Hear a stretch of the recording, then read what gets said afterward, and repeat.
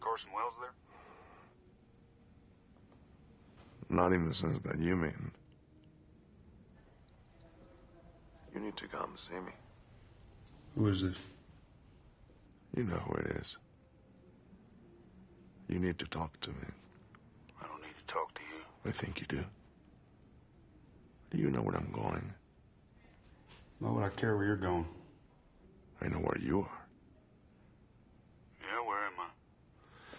You're in the hospital across the river, but that's not where I'm going. Do you know where I'm going? Yeah, I know where you're going. All right. You know she won't be there. It doesn't make any difference where she is. So what are you going up there for? You know how this is gonna turn out, don't you? What is going on, movie lovers and bud smokers, and welcome back to another episode of 5 on It. We are your hosts. I am Francisco. And I'm Sir Frazier. And on today's episode, we are reviewing a 2007 neo-Western crime thriller classic, a movie that is regarded as one of the best ever, and also has one of the best villains of all time, if I say so myself. We are talking No Country for Old Men, directed by the Coen brothers. But before we dig into the weeds on that, don't forget to subscribe, like, share, drop some comments for No Country down below. Maybe you loved it, maybe you hated it, but drop it below and share your thoughts. Sir Frazier, what are you smoking on? Man, I am back at it with my pen. This is Mimosa from Higher Cultures, a nice smooth sativa. So, won't knock you out, but it'll get you elevated. What about you? I am smoking on the Granddaddy Perp by Harmony Farms. Is a strong indica. Usually I fuck with the indicas, but you kind of mentioned sativas. I think maybe I should start fucking with the sativas a little bit more often. They're good, man. I like them. I definitely feel like I can read, I can watch a movie. Because, I do love the indicas, but sometimes it does, makes you in the couch a little bit too much. To the sunken place. Yeah. But, I like to feel that power. I want to feel. Granddaddy Perp. I'm trying to get blitzed like fucking NFL 2000, man. But maybe I should try out some of the sativas more, or maybe at least some of the hybrids. Oh, for sure, man. Why not, But yeah, as you mentioned, we are diving into No Country for Old Men. Man, I need that more. I need some more Zyrtec. Damn. Allergies are already fucking me up this time of year. So the summary for this movie is violence and mayhem ensue after a hunter stumbles upon the aftermath of a drug deal gone wrong and over $2 million in cash near the Rio Grande. This movie has a really stellar cast. Just to name some of the big hitters: Tommy Lee Jones, Javier Bardem, and Josh Brolin. The screenplay was written by the Coen brothers. Man, this movie was tremendously successful. It also dropped in a year with some pretty great movies. Michael Clayton, I really enjoyed that movie. 3:10 to Yuma, a really great Western, American Gangster, and of course, There Will Be Blood. So coincidentally, There Will Be Blood was also shot in Marfa, Texas, where this movie was shot. Oh, that's so it actually caused a little bit of some scheduling conflicts because they were oftentimes filming around the same time. And hey man, can we use your set? Just keep up the for real. Up the set, man. We'll use it after you. Man, but going back to the recognition this movie got, it won 4 Academy Awards, including the Best Picture, which it won over its co-nominated or its competitor film, There Will Be Blood. They got it right this time. Honestly, I've seen damn near. I think I've seen all of them except for Juno. I didn't see that one either. It beat over Atonement, Juno, Michael Clayton, There Will Be Blood. Honestly, There Will Be Blood, I feel like is a little bit overrated. Man, you and me agree on that. Michael Clayton is actually legit, though. I would highly recommend that. It's pretty good. Dude, yo.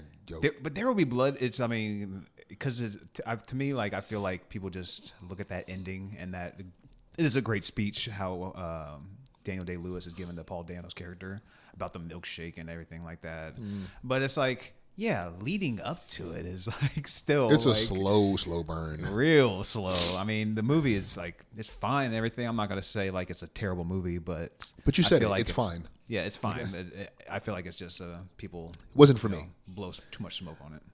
That's the most honest. That's the most generous thing I could say. That movie's not for me. I appreciate that it's well made, a lot of talent behind and in front of the camera. But yeah, not for me. I think this was by far like a better movie.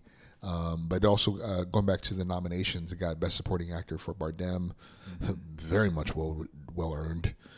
Best Director for the Coens and Best Adapted Screenplay, also going to the Coens.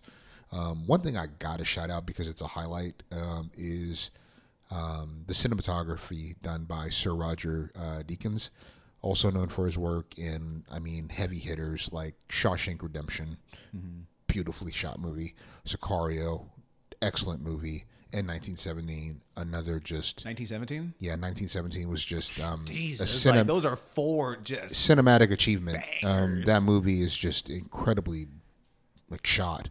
But going back to Sicario, rewatching No Country for Old Men, I wonder how much of an inspiration the Sicario writers took from this screenplay, because there are a lot of parallels between, to me, Emily Blunt's character and Sheriff Bell, played by Tommy Lee Jones, in that they're both trying to confront a new era of violence, and they're not tempered.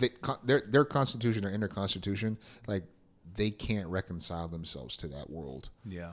And that's something that is very much embodied in the title of this movie, No Country for Old Men. But God, man, where do you want to start with this movie? As I could literally just talk about highlights, but I feel like we should anchor this conversation. The plot itself. What did you think about just one thing that I learned, that I read about this movie compared to the book, is that the book, I think, is primarily, if not exclusively, told from Sheriff Bell's POV, whereas this, we get he kind of bookmarks. He provides like this kind of preface, just about living in this new world that he doesn't really recognize, and the senseless violence that pops up, and at the end where he is retired, and he's leaving this, and he's very much, it's a bleak outcome. There's no happy ending in this movie. No. This man almost has had to reconcile this. He has to reconcile that he's not built for this anymore. Because remember, he talks about how, his grandfather, he comes from a history of lawmen. His brother was a lawman. That was a really poignant scene. But he talks about how his uncle, was gunned down by an Indian group of Indians in like early 1900s. But like Sheriff Bell kind of romanticizes the past that was like deeply flawed, right? But is familiar to him. And he signifies like this kind of Andy Griffith type character who's a relic of an era and who lacks the ability to meet this new world of criminality. Yeah. I don't know. What do you think? What do you think about just getting these three different, like pretty balanced POVs in this movie? All between like Brolin and Anton, Llewellyn, and Bell. Well,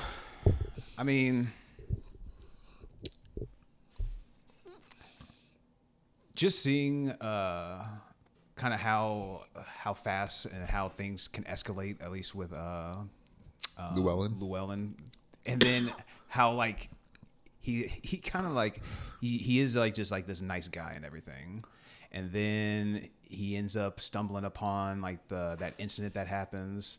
And he tries to help out that guy because he's looking for water and everything. But then that's what dudes does him in. Yeah, exactly. I just kind of could think about that, where he had the money, he was back at home. Granted, he probably would have ended up getting got because they had the tracking on and all that type of stuff. That's true, but it's him going back and them getting the tag off of his car. Yeah, exactly. That gets Javier onto his tracks. Yeah, exactly. And I'm just like, this nice dude, he had like a little payday for him and his wife could have just like went to Odessa or Del Rio, wherever, and like did whatever. But his sincerity and like him being a nice guy kind of like ended up doing him in. And then you even kind of like get that between the two cops, with Tommy Lee, and then who else was the other guy? The one in Odessa? Yeah, Garrett Dillahunt, Deputy Wendell. And he's like, do you think he would take him as a drug smuggler? And he's like, nah, I don't think so. And so, I mean, just knowing Brolin's character, how he ends up just being a nice dude, and he ends up getting got. You see Anton is just relentless. He doesn't care about, I mean, he has principles. Yeah, he has some principles. He leaves some things up to fate, as you see with the crazy intense scene with the supermarket guy. Oh yeah, the gas station clerk. Yeah. First of all, the way that we meet Anton, right? We cut from Tommy Lee Jones, right, to Anton getting arrested. Mm-hmm. He's in the actual police department, kills the cop brutally, and you see like the cop's boot marks on the ground.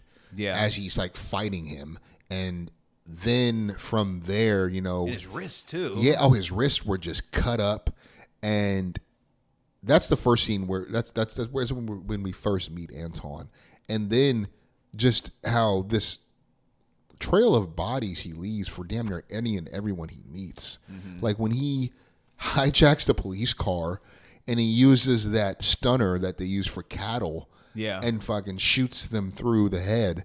You're just like, when we first see that, we're like, what the fuck is he doing? What is that? Yeah, dude. And then the way he kills him, it's like, and it's just purely by chance that he ran into this man who was going about his business. And I like how, like, when Tommy Lee and Wendell, then they go to, Llewellyn's house? Yeah, when they go there. And they see the milk? I can never I was going to get this guy, Brolin, Llewellyn. Like, Llewellyn. That is such an old-timey name. Oh, yeah. But when they go to his house and Tommy Lee can see the indent from like the lock being just ricocheted so fucking hard, and he's just kind of looking at it, and it's just like, what the fuck? And like even mentions it, like the dude got shot in the head, but there's no bullet. He's like, so you're telling me that guy went in digging around with like some tweezers and got the bullet out? And so that kind of lends to the fact that how like sadistic Anton is. And even when like he's spoken about like through, well, when Woody Harrelson, he pops up, I totally forgot that dude was even in this movie. Mm-hmm. And he talks about Anton as in almost like he is like a legend in a way, where he's just like crazy. He's sadistic. He doesn't like really care for anybody. And even when he mentions it to Brolin, it's like, I'm your best hope at a deal right now. Anton doesn't deal. Sugar. He doesn't deal with deals. You could drop the money off to him, and he's gonna kill you just for the hell of it, just for inconveniencing him. Yeah. So you just see how like crazy they do, like just by like the weapon of choice he's using. Oh my god, that shotgun with the silencer. Yeah, dude, I love the sound design of this movie too. Like what they used to ever make that sound with like that shotgun. Like how he even busts in and he kills like the the three dudes, I suppose. He found the third guy behind the closet or the shower. When it hits that dude's arm. Oh my god, dude. Dude, every scene that Anton's in damn near is just super like white knuckle gripping, because you know what the stakes are. You know what the stakes are. Yeah, that's why. Because of how crazy he is, you don't know if the person that they're going to interact with, that he's going to interact with, is going to make it out okay. Oh, dude, pretty much everybody and everything except for the bird on the bridge. Oh, they make a note of that when I was looking at like some behind the scenes stuff or like themes and stuff. They're like, the bird is like the only thing that Anton tried to kill and was unsuccessful. And so I'm like, well, to be fair, he tried to kill Llewellyn and he didn't. Llewellyn got the better of him. He got injured too. True. But you know, dude, 1,000% on what you just said about Anton Chigurh. I think something that also I wanted to highlight is that this movie is relatively scoreless. Mm-hmm. There's actually 16 minutes of music in the movie. Mm-hmm. I think that really feeds into just the barren atmosphere of just the desert. Yeah. And it also really heightens the tensions throughout. And the specific scene, Carter Burrell, he scored the picture. But one of the highlights for me is I think that maybe this is the second time we see Anton, when he's at the gas station, and the only reason that scene is so tense, and it all spirals from him asking about the weather. Yeah. That's the only reason this situation. That's the only reason Anton is almost like playing with this guy. And when he says you married into it, when he like coughs as he's like eating the peanuts, he said, if that's the way you want to put it, he said, I don't have any way to put it. That's the way it is.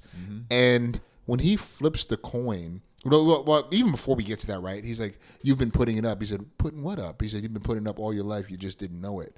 And leads me to ask you, what's the most you ever lost in a coin toss?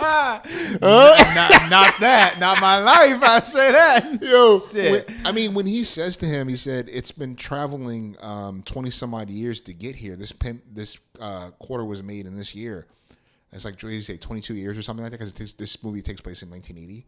But when he says that to him, he says, it wouldn't be fair. Like, I need you to call it. And when he calls it correctly, and they both look down, and there's this like tense moment. And he said, and he looks up, he's like, well done. And it's like so cold, and it shakes the quarter. And then he's like, don't put it in your pocket, sir. God. Like that, oh my God. Like every fucking dialogue, every line of his is just menacing. He did a phenomenal job with this every character. scene that he's in is just like is heightened, just because he's almost like a slasher. It's like a horror movie, because you know when he's on the screen, someone's gonna die. Somebody's gonna die. Shit's about to get real because he's not fucking around. But he's so smart too. Even at the motel, when he takes his shoes off so he can move around with just his socks, so he can be quiet and everything. Like he's just a cunning fucking. Very methodical. You see where he buys the apartment. That is identical to the one the tracker has alerted him to. Yeah. He opens, he gets the room, gets the lay of the room, and then he practices literally going in, turning on the light, and then we see him literally execute that in the next scene. Yeah. Like this dude is just.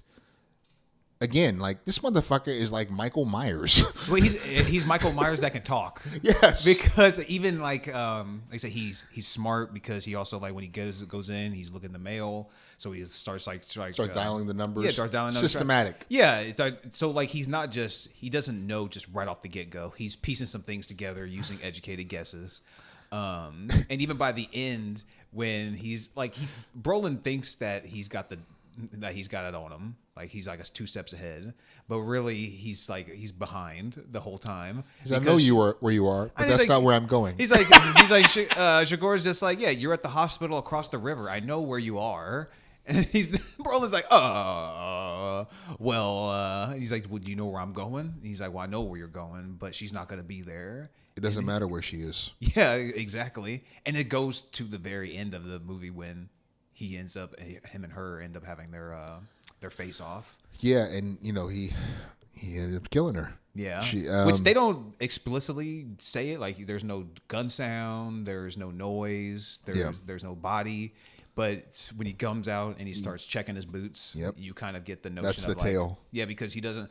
Even when he kills Woody Harrelson's character, he doesn't want blood touching his boots. He takes off his boots when he's at the motel. Yeah, exactly. Like when he does the wrap or whatever, he has like a bag or garbage bag or what you want to call it. So he seems like maybe he's like an OCD, maybe a clean freak in a way, or maybe he just has a thing with blood. Who knows? That's almost too like in a vulnerable way when they show him cleaning up.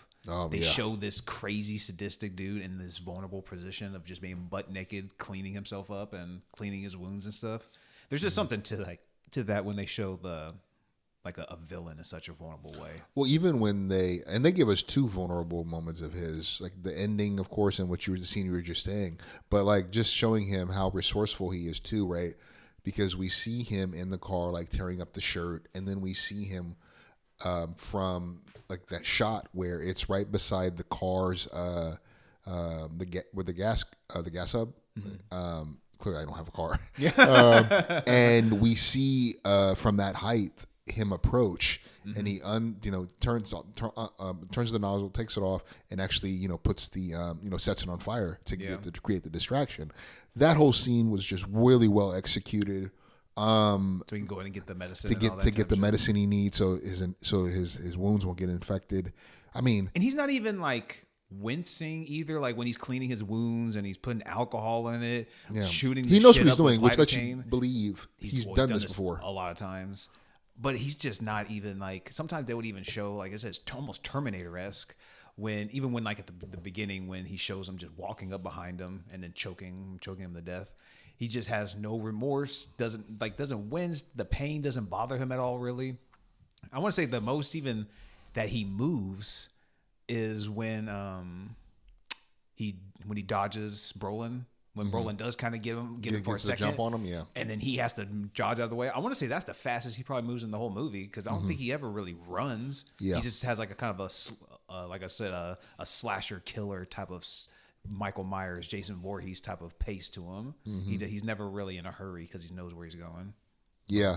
Well, I think one of the things that I do appreciate this, but this is also a little bit of a negative, is I think that throughout this movie, it feels like Sheriff Bell represents like a moral anchor to this movie as all this mayhem is happening. Yeah. He is somebody who's reflecting on this violence, this new type of violence that he's being confronted with as he's following this lead on Llewellyn. Mm-hmm. And of course, the bodies that Sugar leaves in his wake.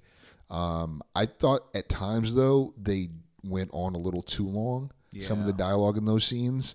It's not going to impact my score at all because I think the story is just so strong in of itself. But I was just thinking about this in the context of a movie we talked about recently, which was Usual Suspects. In Usual Suspects, I didn't feel like there was really any lag in that story at all. Yeah. It felt very, very lean in a way that at times when we hear him kind of pontificating and reflecting on what's happening in the era before this, it dragged on a little bit too much. Yeah, I definitely agree with that. Especially like that. Even the last sequence, right? I was gonna say like really the last sequence kind of stood out as far as like this felt like it could have been like I got the gist of where he was going with it. Yeah, and I was like. I was checking my phone a little bit because I was like, all right, I kind of get the point where you're going with this. Let's just wrap this up a little bit. His wife also didn't seem supportive at all. She was just like indifferent. I was like, okay. And like, I'm like, all right, man, can we just wrap this up? Because are we going to see Anton again? Like, what happened with him? That's obviously the last we see of him is he gets into the car crash, which I expected. Man, like I've seen this movie, but I just couldn't remember like exactly what happened. He had a green light too. Yeah, what happened to him? And so I was expecting somebody to hop out of that car, but nobody gets out. So he just got into a regular old car crash, buys a shirt off of some kids, and it's kind of funny. A sling. It's kind of funny how they show him like he tends to his wounds, and now he's just kind of walking it off. You hear the police sirens in the background, and you hear the kids talking. He's like, "Man, half that's mine, right?" He's like, "No, man, because you're not the one that's out of a shirt. Not yours." It's just funny hearing like the dialogue that's off camera. But you see Shigor just walking in the distance and away from the sirens, and that's the last we see of him. Yeah. And so now I'm just wondering. I'm like, man, I wonder if there'll be a No Country Part 2 eventually at some point, or like maybe in the novel they dive a little deeper into it. Maybe the film wanted to leave it more ambiguous. Yeah. But I like to know if there was more of a solid ending for his character. Like, does he die? Does he just live on, or does he go to prison? Like, I like to know. I do, even though I think that last sequence with Sheriff Bell, in retirement, describing these vivid dreams that he's had with his father and how, his father goes off into the night, the lightless night, and to start a fire. Mm-hmm. I was thinking about that. I was like, and how he would be soon to follow. This movie ends, as I said, like on a bleak note, and I think that's something that I really appreciate about this movie. Same with The Usual Suspects. Yeah. But with this context, though, it's this man is out of sorts on how to confront and exist in this world, and him riding off into the sunset of retirement is a hollow victory. It's not really a victory at all. It's just resignation. Yeah.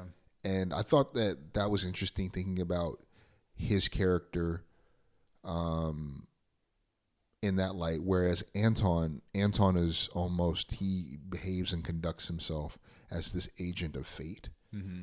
And I mean, I guess like it's an interesting thing to talk about, like in the context of not just this movie, but like fate versus chance, and how everything in this movie is about chance, and how this man who fashions himself as this agent of faith is subjected to that same chance when he is hit by a driver when he was in the right. Yeah. He was literally, it's a green light. Yeah. And gets fucking, this horrific injury. That bone fucking sticking out of his arm. Maybe maybe that's why he probably wasn't even pissed off about it. Maybe because he just comes with the territory. It comes with the territory. That's like because he's so locked into that mindset of just fate and just chance or.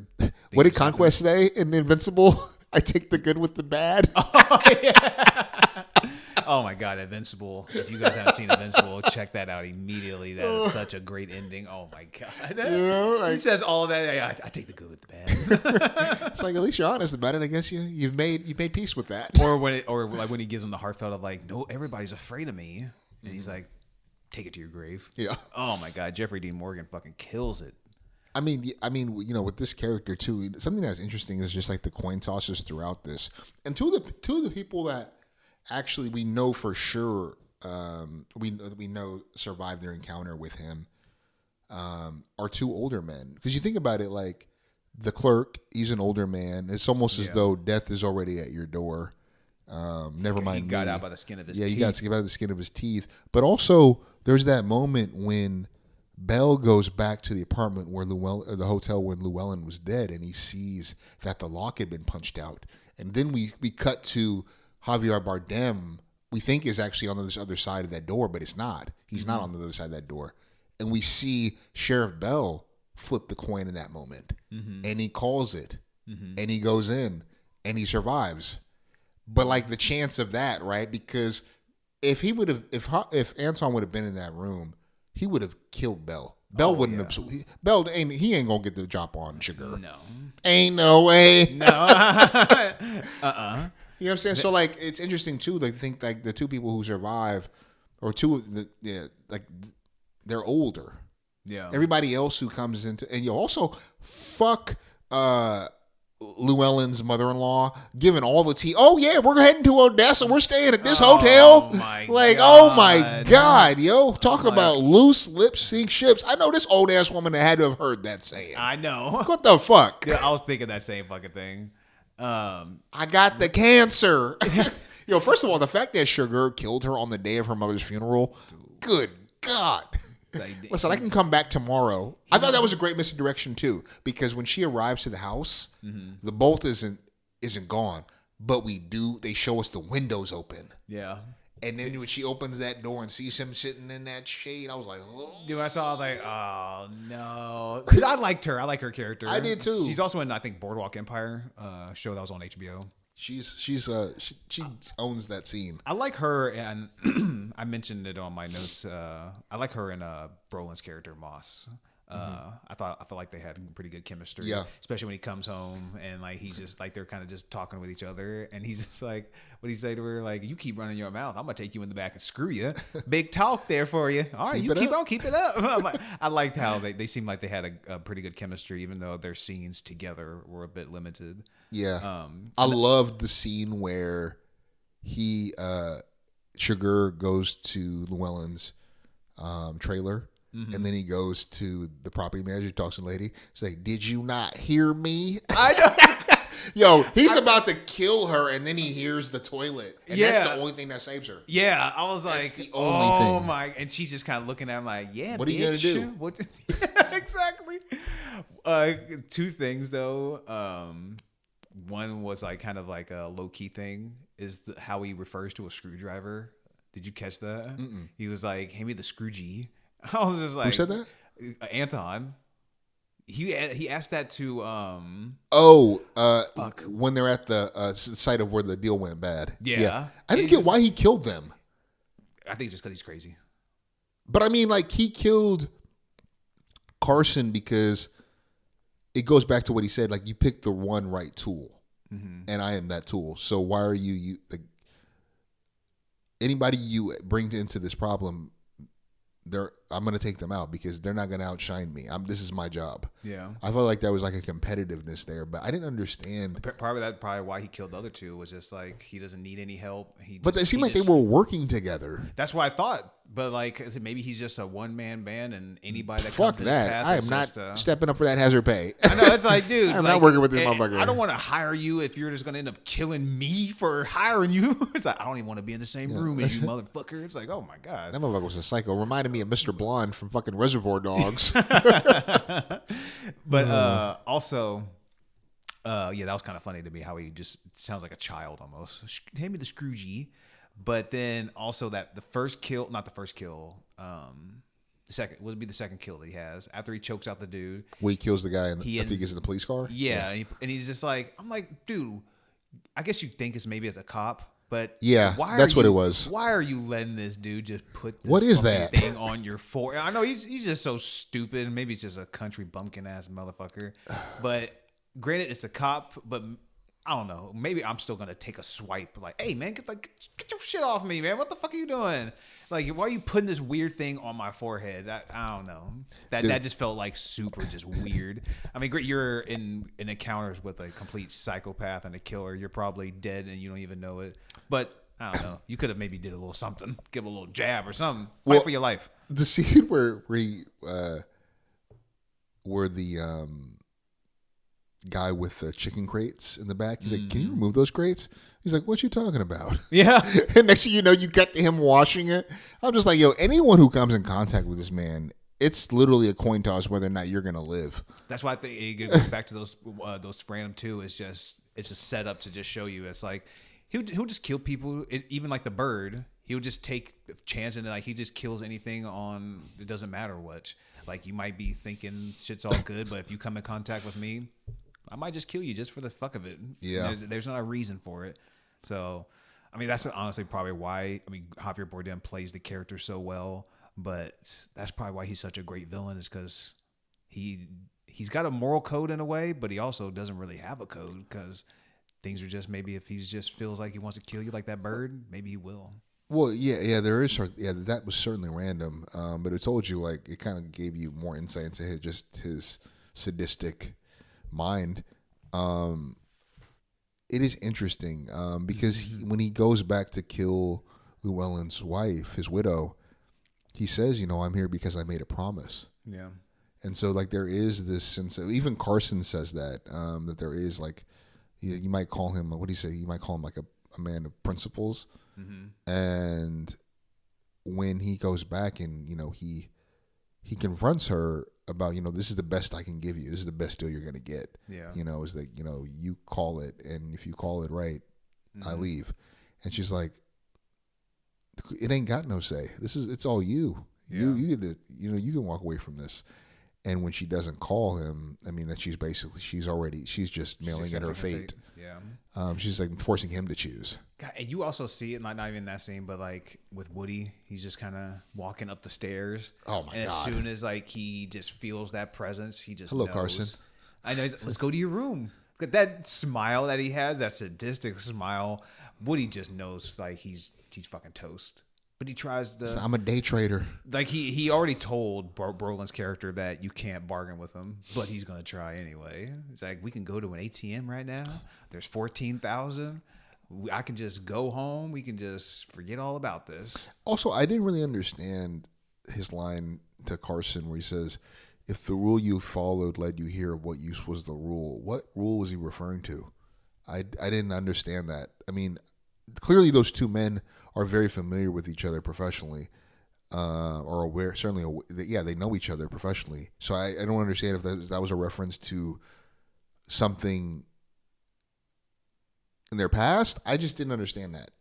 It felt out of the blue. He said, "If the rule of the road." He said, "If the rule you followed brought you here, of what use was the rule?" Did he say rule? I thought he said road. Was it rule or road? I thought he said road. You might be right, because I he said swear, if the road that you followed led you here, what use was that road? That's what I thought he said, but I could be wrong. I didn't really catch that. But another, while you're looking at a quick funny moment, though, was it's sad, but it's kind of funny. It's just the way what's his character, Garrett Dillahunt's character, says it when they're when him and Tommy Lee go up on the crime scene and he sees the dead dog. And he's like, oh, hell's bells. They even shot the damn dog. Bro, Garrett doesn't have many lines, but the lines he's given is pretty funny. Like, he's a little bit of the comic relief in such a serious, like, sadistic movie. He provides a little bit of hilarity. Did you look it up? I've seen, it says Rule. It is Rule? Yeah, I guess it's a lot of the people that I was reading says it was a reference to something that was mentioned in the book. So, I mean, it is an adapted screenplay, but yeah, that was confusing to me because I didn't really I didn't have any context to that line. I would like to read the book though, or at least maybe listen to the audiobook because I guess they do. Yeah, it is with the wife. I guess they are more explicit. I guess they do say that he shot her.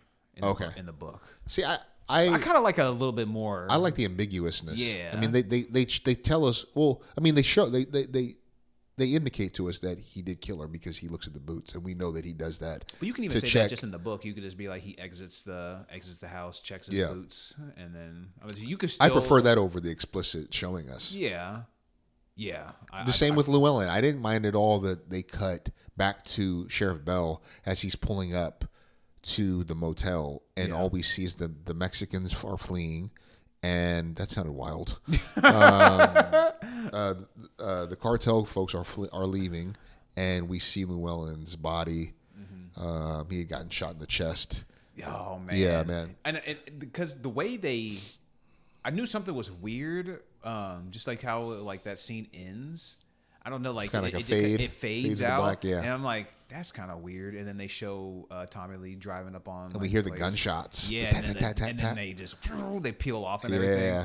Oh man, it was a little bit sad just seeing because he's a good dude and everything. Like he's not a bad man. I mean, retired vet. He just stumbled on the wrong people at the wrong time. But maybe if he would have, oh God, it's just like, bro, you had the money. Then as soon as you got that money, got it back to your house, you should have emptied that bag out just to see, like, because I'm not looking for tracking devices. I'm thinking I just want to make sure all this shit's real in here or how much we got. Then you would have saw that tracker. You could have drove that tracker to the fucking river, dumped it, went back to the house. Good as new. No Country for Old Men becomes short. Yo, something to tell you, something to point out. So I saw that Heath Ledger was actually considered and offered the role of Llewellyn, but I think he had I think a newborn around that time, or a young kid at least, and he wanted to prioritize that. But I was like, damn, that would have been. I'm so happy Josh Brolin got this role. I mean, I am a Josh Brolin fan. Even less known stuff like Inherent Vice, where he plays the Detective Bigfoot opposite of Joaquin Phoenix's character. That's he kills it in that. Of course, Thanos. Yeah. Cable. Yeah. What was that? Wasn't he in what's that? Stand By Me? Oh, isn't that him in that? He was in Goonies. Or is it Goonies? Yeah. Okay, I was like, he's in one of those like young movies.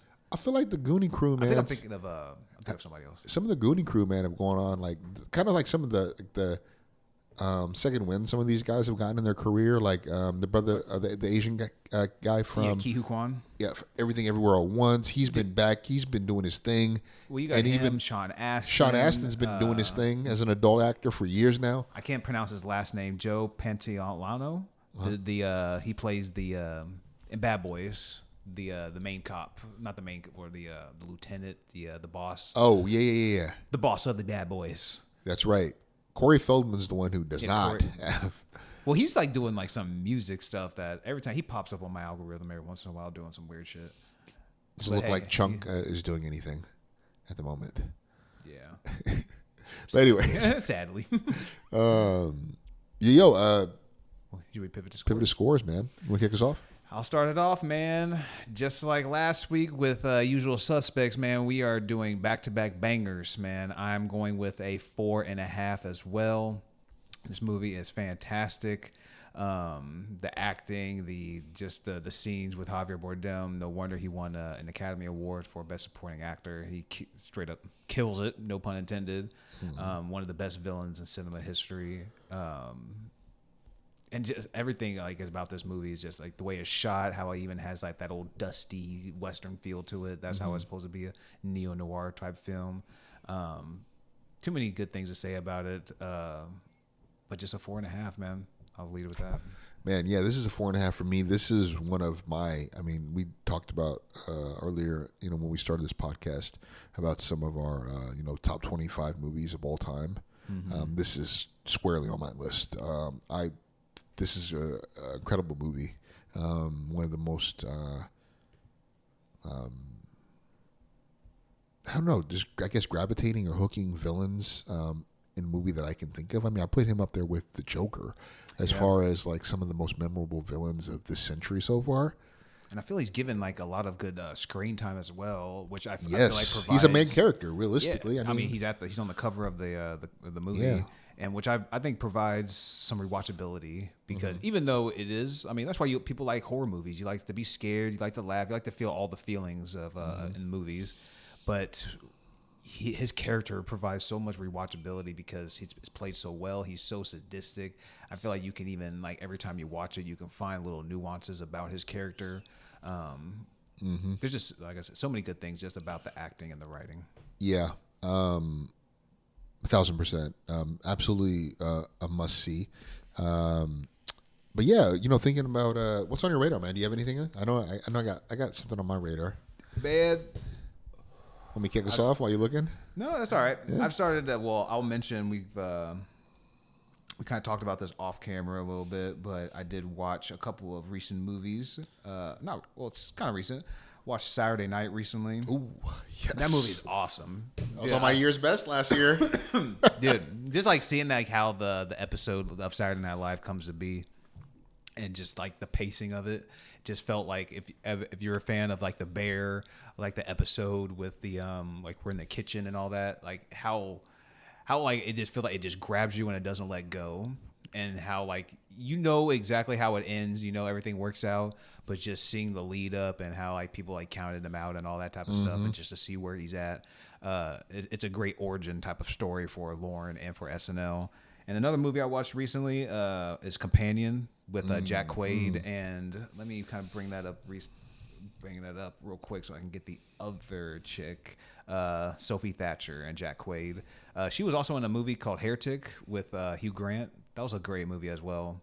But Companion, dude, it just kind of like, I won't say a slow build, but it just kind of starts off, exactly kind of where it's going to go, but the twists and turns where they lead you, the journey is more of the kind of what lures you in for the movie. You know that the dude's gonna get killed by some way, shape, or form, but how it happens is the fun part. And even the side characters like Lucas Gage, Rupert Friend, Harvey Guillen, Megan Surrey, they provide some great side characters and some funny moments as well, some gory kills. It's a quite enjoyable movie. So go check out Companion. It's on HBO Max. That is a damn good movie. What about you, man? Man, my biggest call out, what's really been on my radar and that I've been singing praise to, including, I texted you after I saw it, I was like, man, Freaky Tales is such an excellent movie. This was directed by Anna Boden and Ryan Fleck, so both of them are behind the Marvels, Captain Marvel. This movie is kind of an action comedy anthology movie about 4 interconnected stories in it's a period piece, though. It takes place in the late 1980s Oakland, and it stars Pedro Pascal, Ben Mendelsohn, you say it, Jay Ellis. Got some great cameos too. Angus Cloud, who unfortunately passed away recently. Too Short has a cameo, as well as Marshawn Lynch. But you gotta have a Too Short appearance. You can't have a movie called Freaky Tales and not have Too Short in it. Yeah, right. Really fun soundtrack. Tom Hanks is in this too. Tom Hanks does have a small role in this. Oh, dude, just check this movie out. It's an indie flick. I think it's going to go under the radar for a lot of people, but it's important to support movies like this in addition to, the bigger names. So yeah, that's on my radar. I expect this will be on my, at minimum, honorable mentions of this year. Yeah, it's definitely been a favorite of the first quarter of this year. Anyways. Man, I see that it says Tom Hanks plays video store employee.